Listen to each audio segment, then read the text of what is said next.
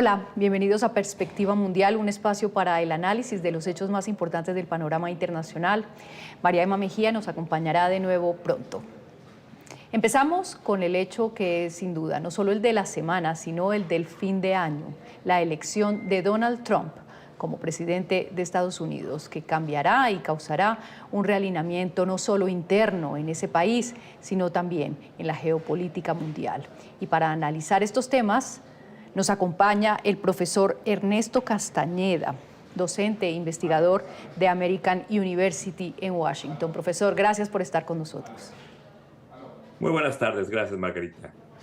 Todo el mundo se pregunta, ¿vuelve Donald Trump a la Casa Blanca tal como lo conocimos o es una versión incluso más conflictiva o más compleja de Donald Trump?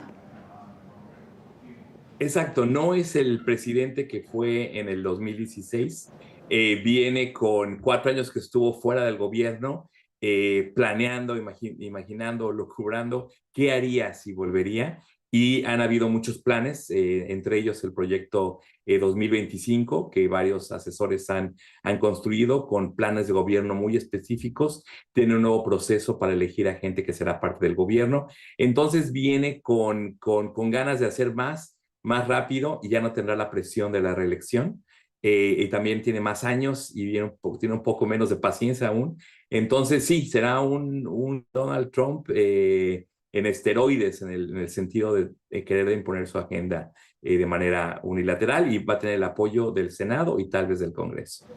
Exacto, un Donald Trump todopoderoso, es decir, con esto que usted menciona, el apoyo de la mayoría del Senado y muy probablemente la mayoría de la Cámara también, pero mayorías en el Tribunal Supremo, en la Corte Suprema, y claramente un control político, porque además así es el sistema judicial en Estados Unidos, de lo que conocemos como fiscalía. Entonces, muchos temen que ese Trump todopoderoso no tenga los frenos, los filtros y los controles que tuvo en su primer periodo. Así es, eso es lo que varios analistas anotaban antes de la elección. Les seguimos diciendo, los demócratas hacían ese llamado. A un 30 y tantos por ciento de la población le preocupaba esta posible ataque a la democracia, pero la mayoría de la gente que pensaba así eran demócratas, que no iban a votar por él de todas maneras. Entonces hubo ahí un problema en comunicar estas preocupaciones muy reales, muy posibles, a la gente que acabó votando por él. Entonces, no será dentro del gobierno donde hayan muchos frenos, ni en su equipo de asesores, pero algunos piensan que tal vez el endeudarse para, por ejemplo, hacer deportaciones masivas tendría efectos importantes en los bonos del gobierno, lo cual la gente en Wall Street y las corporaciones no serán muy contentas, podrían poner presión. Igual esperemos que la prensa nacional e internacional siga muy activa, cubriendo de día a día los detalles de este gobierno y hablen cuando haya cosas extremas, exageradas y demás. Y la población, la mayoría de la gente no votó por él, en el sentido de que casi la mitad de la gente votó en contra y muchos millones de personas no fueron a votar, descontentas por el tema de Gaza o un poquito, no se animaron o no pudieron votar ese día, pero no es que estén de acuerdo con sus políticas públicas. Entonces se hace cosas extremas, habrán marchas, habrán protestas y habrá ahí una voz ciudadana que será el único freno que pueda tener de otra manera, como bien decías Margarita, un todopoderoso Donald Trump. ¿Y quién lo va a rodear? ¿Quién va a ser su gabinete de gobierno? Es una incógnita, ya empezamos a conocer los primeros anuncios, ya por lo menos tiene una jefa de gabinete, Susan Wiles. ¿Qué podemos esperar de la gente que va a gobernar con Trump? Está muy anunciado que va a ser gente donde la primera característica importante para que sean contratados es que les sean leales, es decir, que les cueste decirle que no, y si les pide algo, que ellos encuentren la manera de hacerlo.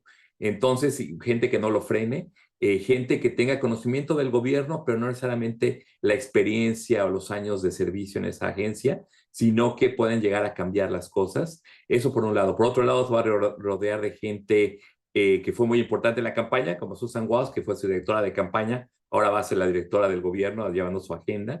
y va a tener muy de cerca a Musk y a Kennedy dentro del gobierno como unos súper asesores, super miembros del gabinete, que tal vez entre ellos y J.D. Vance acaben haciendo muchas de las decisiones del día a día del gobierno y acaben de cierta manera gobernando el país. Entonces una especie de oligarquía aquí, un sistema bastante no tradicional en la experiencia americana de los últimos años, donde era gente con política de carrera, con mucha experiencia, con mucho conocimiento de las leyes locales, de la burocracia y con respeto a ella. Y ahora la gente aquí viene a disrumpir, la gente quiere cambiar radicalmente y bueno, ya verán qué tan fácil o difícil es hacer esto.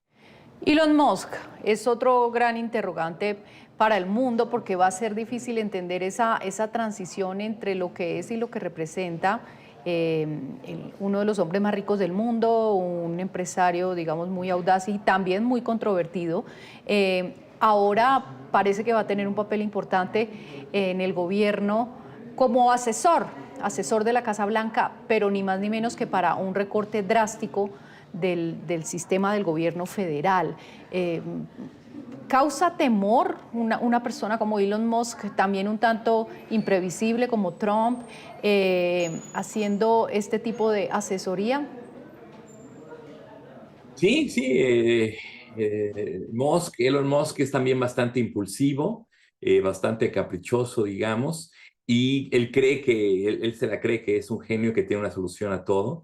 Entonces es peligroso. Jugó un papel muy importante dirigiendo la movilización de la campaña y como ganó Trump, puede él decir o creer que él fue parte de este éxito. También hemos visto lo que ha hecho con X, que se volvió el nuevo Truth Social, donde se han promovido mucho los mensajes pro-Trump y se han minimizado por medio del algoritmo las voces críticas o de izquierda dentro de Estados Unidos.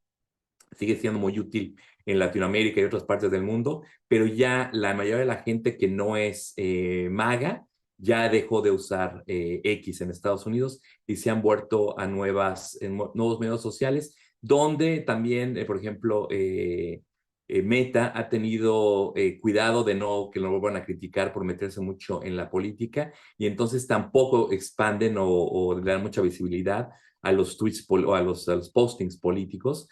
Entonces aquí Elon Musk ha hecho mucho daño a esa libertad de expresión, donde los periodistas y los expertos podían hablar de una manera muy eficiente en los medios sociales. Eso se ha visto atacado. Y el último punto de lo que hemos visto ya, Elon Musk ingiriendo mucho en la política de gobierno y en la política internacional. Hoy hubo una llamada entre Donald Trump y el presidente Zelensky de Ucrania y dicen que Elon Musk estaba presente en esa llamada, lo cual es bastante fuera de lugar, preocupante y el hacer estos recortes drásticos que quiere hacer Elon Musk, eso haría que mucha gente perdiera su trabajo en el gobierno federal, que hubiera menos regulación para asegurarse que la gente esté protegida de abusos de las corporaciones y demás, y también tener un efecto negativo en la economía. Y de todas maneras hay una cantidad de preguntas y de interrogantes sobre eventuales conflictos, porque además SpaceX es ahora la empresa de Elon Musk aeronáutica, bueno, aeroespacial, digamos, es la que está proporcionando servicios a la NASA para el transporte de astronautas. Entonces, por un lado es proveedor o contratista, o no sé cómo se puede definir en los términos legales de Estados Unidos, tal vez contratista, y por otro lado fue quizá el principal donante de la campaña de Donald Trump. Entonces, ahí hay un montón de aristas que quizá complican el perfil de Elon Musk. Totalmente, muchísimos conflictos de interés. Es una persona que está bajo investigación del gobierno federal en este momento.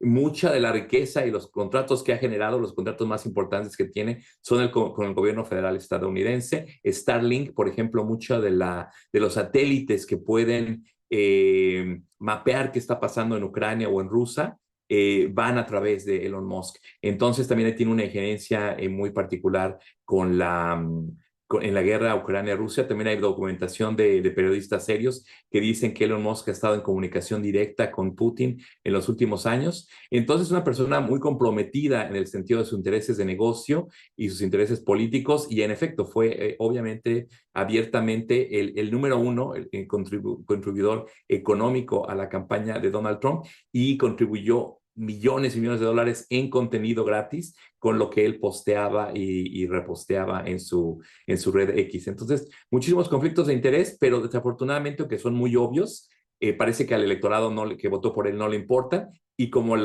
Departamento de Justicia y otras autoridades van a estar bajo la supervisión de Trump y de Musk, no creo que diga nada. Entonces van a tener que hacer juicios a nivel local, a nivel de empresa, que traten de frenar esto, pero sí, es algo sin precedentes.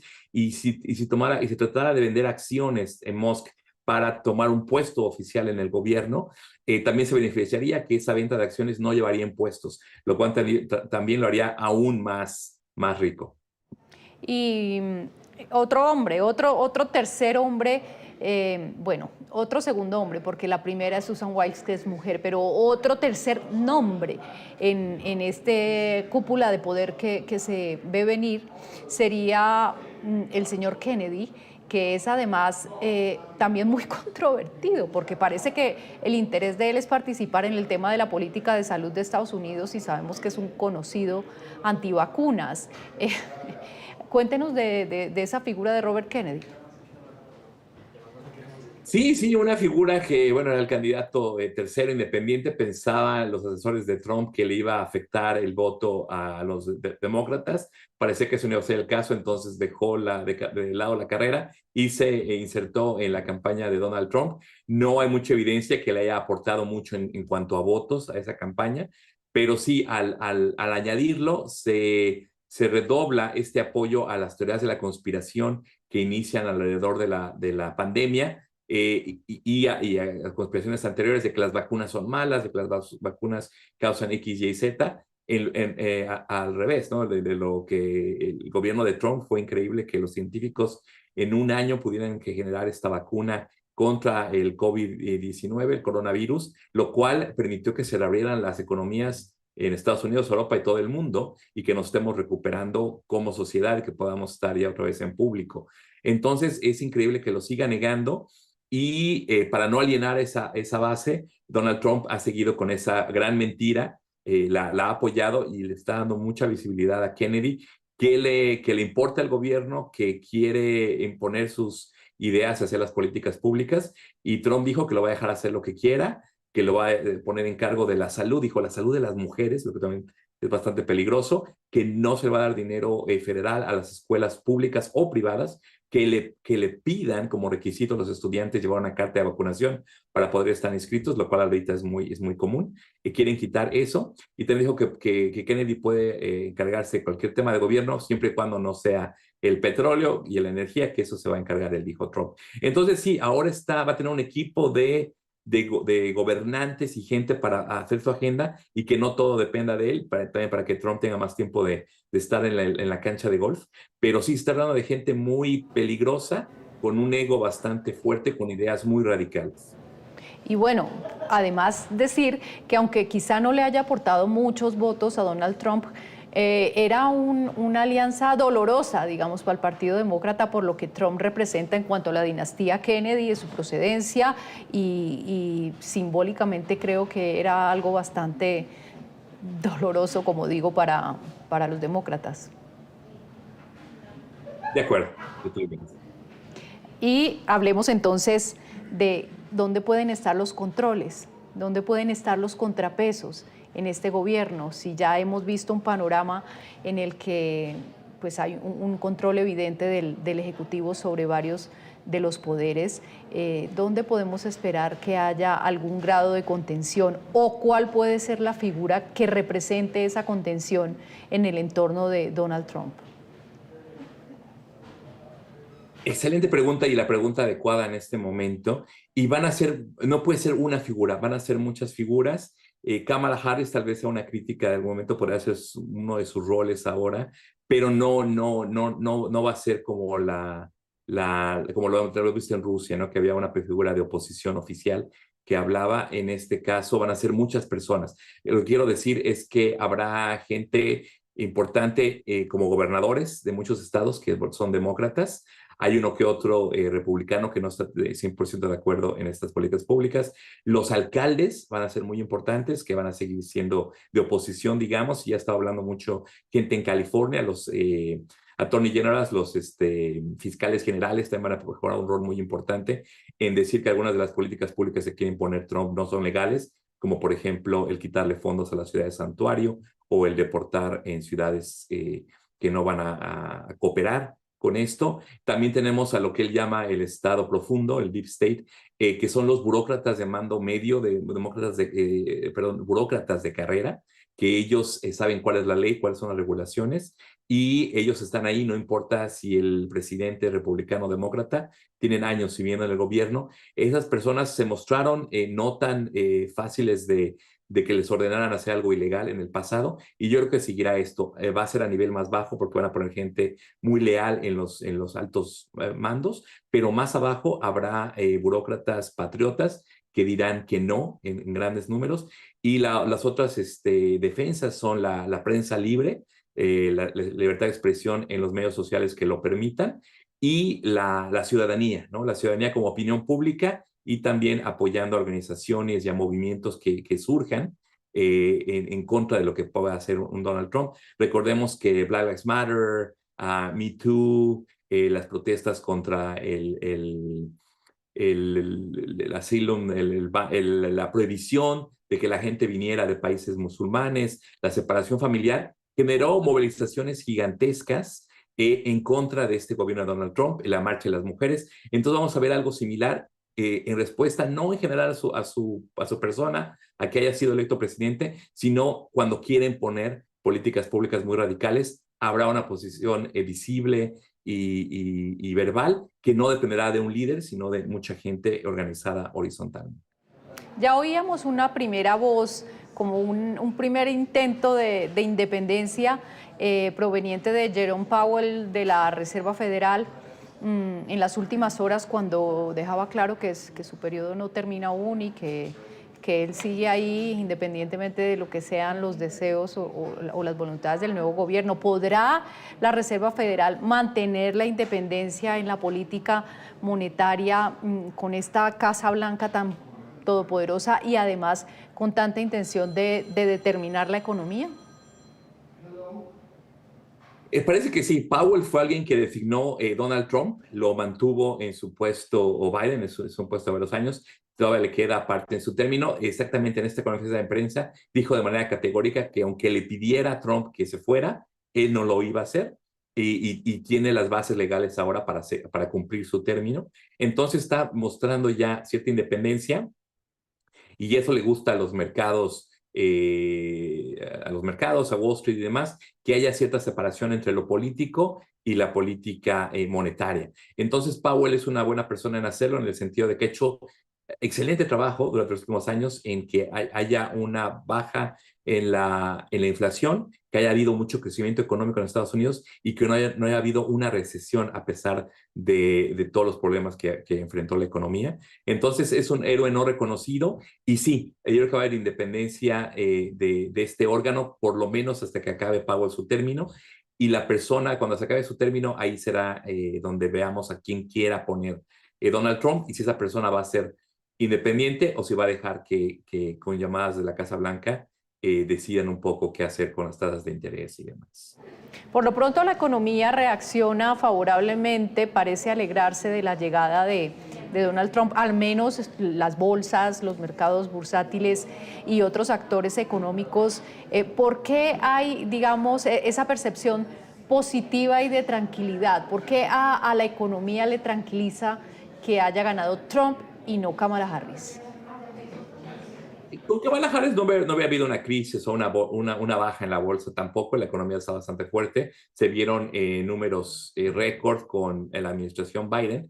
Lo que pasa ahora, este repunte en la bolsa, es porque Trump ya prometió que continuará un recorte en los impuestos a las corporaciones y a la gente en general, que entonces no subirán los impuestos, al revés, puede que bajen, sobre todo para los más ricos.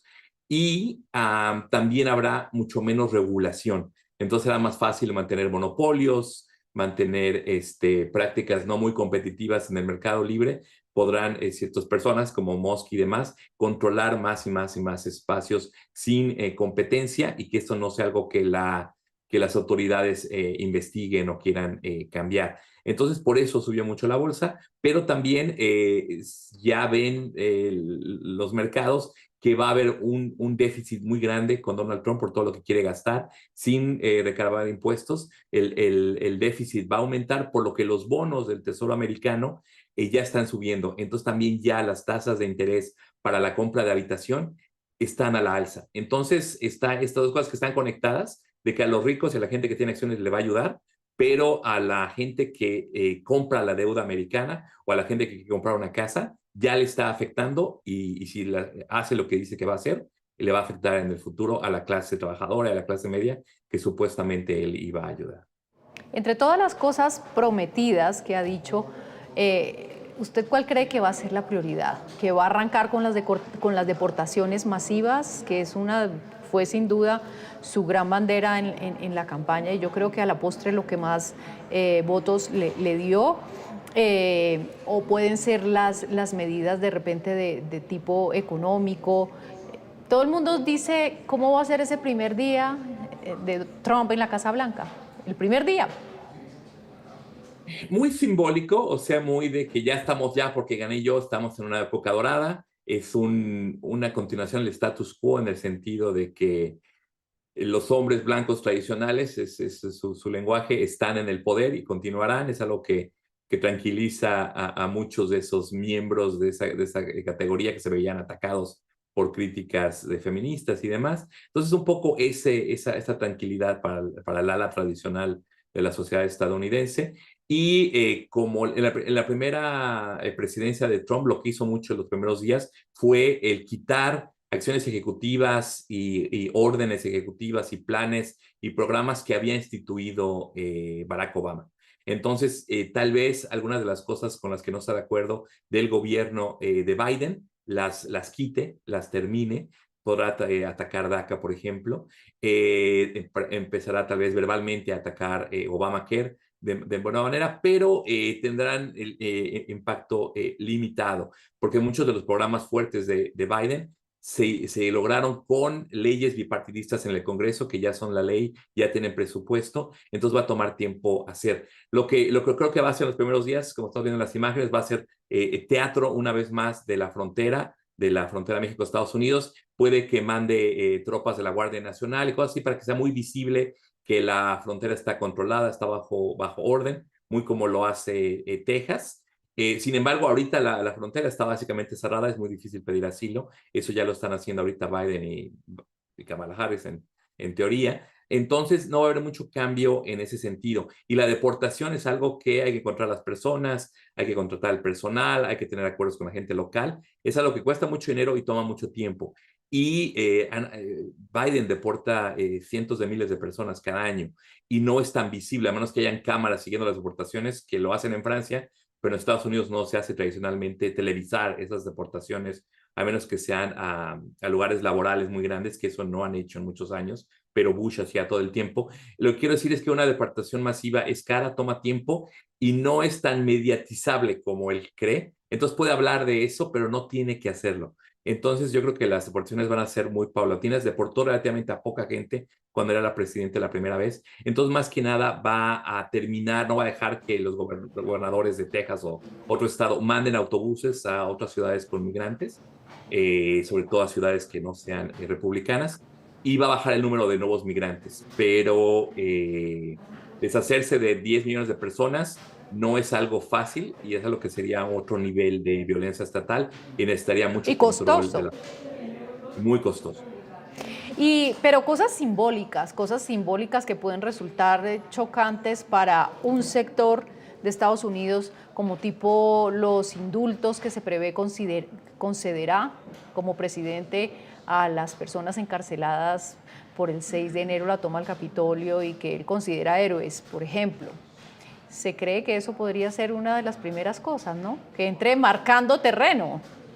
Muy probablemente, exactamente, exactamente. Y ya también él se ve como en amnistía de que como ya lo eligieron, ya no tiene que responder a los cargos en su contra y le están ayudando, el fiscal general va a, parece, quitar los cargos federales en su contra y va a querer que en Nueva York y en Georgia no sigan habiendo investigaciones contra él y veremos qué hace con gente como Giuliani y gente que lo apoyó en el pasado que tiene problemas legales, si los apoya o no, pero sí, va a tratar de darle las gracias y darle un pago simbólico o real a su gente leal durante esos varios años y tratará simbólicamente, esperemos nada más, de atacar a sus enemigos como Pelosi y otra gente. Esperemos que no habrá investigaciones criminales contra ellos porque no habrá mucha evidencia, pero ahí tenemos a ver de qué tan politizado de verdad se va a hacer el Departamento de Justicia, de que puedan poner en problemas a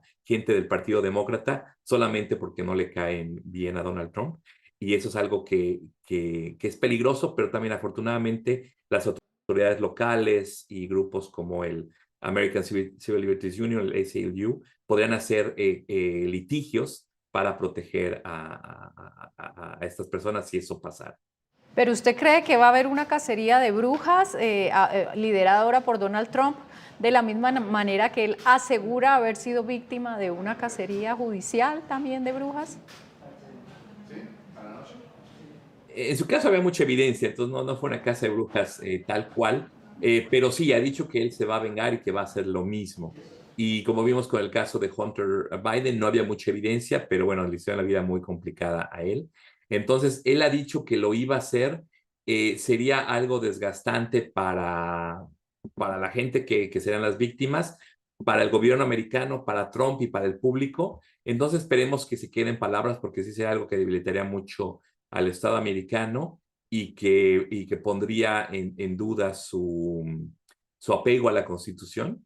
Y es algo que no tiene muchos precedentes desde el macartismo, de que se seguía a la gente que supuestamente tenía vínculos con el comunismo. Es algo que no ha pasado en Estados Unidos, pero bueno, su asesor, Roy Cohn, que ya falleció, pero era su mentor político, era el asesor de McCarthy. Entonces tal vez quiera reavivar esas verdaderas cacerías de brujas. Esperemos que no, y el tiempo dirá, no lo sé. Bueno, ojalá que no, en parte también para que ayuden a calmar un poco la polarización tan aguda y a reconciliar el país. Hemos oído a los demócratas en un tono muy, muy conciliador y prometiendo una transición pacífica y prometiendo una entrega del poder como debe hacerse, un traspaso al que asista Biden, muy distinto a lo que vimos hace 4 años. Y América Latina observa. ¿Qué piensa usted que viene para América Latina? ¿Cuáles creen que serán las prioridades de Trump? ¿O solo existirá México en virtud de la frontera, en una relación que ya se anticipa conflictiva? Porque además ese primer contacto con Claudia Sheinbaum ha sido bastante frío, ¿no? Totalmente, Margarita. Muy de acuerdo en lo que decías sobre la distinción entre lo que hizo él cuando Biden ganó y ahora que va a entrar Trump, que los demócratas lo aceptan. Kamala Harris dio el discurso de aceptación de la derrota electoral y Biden dijo que hará lo que sea para ayudarlo con la transición, estará presente y habrá una transición pacífica y ordenada en el gobierno. Eso por un lado. Y luego en la parte de Latinoamérica, sí, Donald Trump dice que los americanos primero, que los ciudadanos primero y todo lo demás es secundario. Entonces va a dejar de lado a Latinoamérica, que sí de por sí a veces está bastante olvidada en el sentido positivo. Donald Trump puede que lo haga más, a menos que hagan problemas, cosas conflictivas, como veamos cómo está la situación con Cuba, que puede que se recrudezca, que hayan más sanciones todavía. Y en el caso de México, sí, ya sin haber sido electo presidente, ya estaba amenazando a la presidenta Claudia Sheinbaum, diciéndole que si no frenaba la migración y la gente que llegaba a la frontera, que ahorita están en números muy bajos en realidad, dijo que pondría aranceles a México del 25%, lo cual obviamente México no quiere, le afectaría a parte de la economía mexicana, que Estados Unidos y México son el socio mundial número 1 con el comercio más grande en todo el mundo. Ya sobrepasó mucho la relación China-Estados Unidos en cuanto al cruce de fronteras con bienes y servicios. Entonces, y eso es lo que se quería aumentar con el nearshoring, sobre todo con la pandemia, que algunas inversiones se salieron de China y se fueron a otros países, en Latinoamérica, en Centroamérica, en México. Entonces, las compañías americanas que tienen inversión en México, los automotrices, que dependen mucho de partes y piezas hechas en México,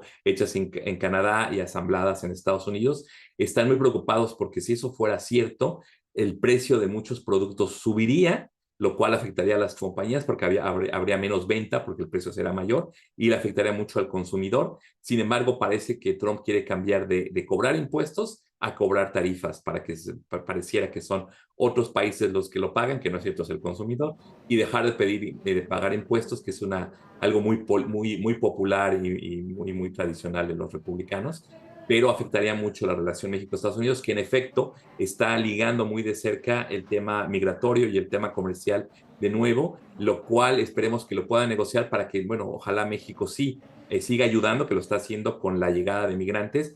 Y lo que estamos proponiendo en estos momentos en mi instituto Sí. es que, como el caso colombiano con venezolanos, que Estados Unidos apoyara a México para crear las condiciones para dar papeles y avenidas a la ciudadanía y trabajos a migrantes de otros países que se establezcan de manera de manera permanente en México, para que ya no tengan ese deseo de emigrar a Estados Unidos y hagan que crezca el mercado industrial en México, para que haya más comercio con Estados Unidos y que en cambio Estados Unidos haga nuevos proyectos de trabajadores temporales con Colombia, con El Salvador, con México, para que la gente pueda migrar de manera legal, de manera temporal, a ganar dólares y regresar a sus países a empezar negocios y demás. Entonces puede haber cosas interesantes ahí, creativas, que vayan más allá de la amenaza inicial. Y dependerá todo también en buena parte de quienes sean nombrados al mando pues del hemisferio occidental en el Departamento de Estado y específicamente en las oficinas para América Latina. Profesor Ernesto Castañeda, muchísimas gracias por su análisis, por sus opiniones y esperamos que sean buenos tiempos para Estados Unidos, que son también buenos tiempos para la región. Así es, eso esperemos. Muchas gracias, Margarita. Buena tarde. Gracias y buenas noches acá en Colombia. Y a ustedes les agradecemos la sintonía, la compañía y los invitamos a que nos acompañen dentro de 8 días en este mismo horario en Perspectiva Mundial, un espacio para ver hacia dónde marcha el mundo.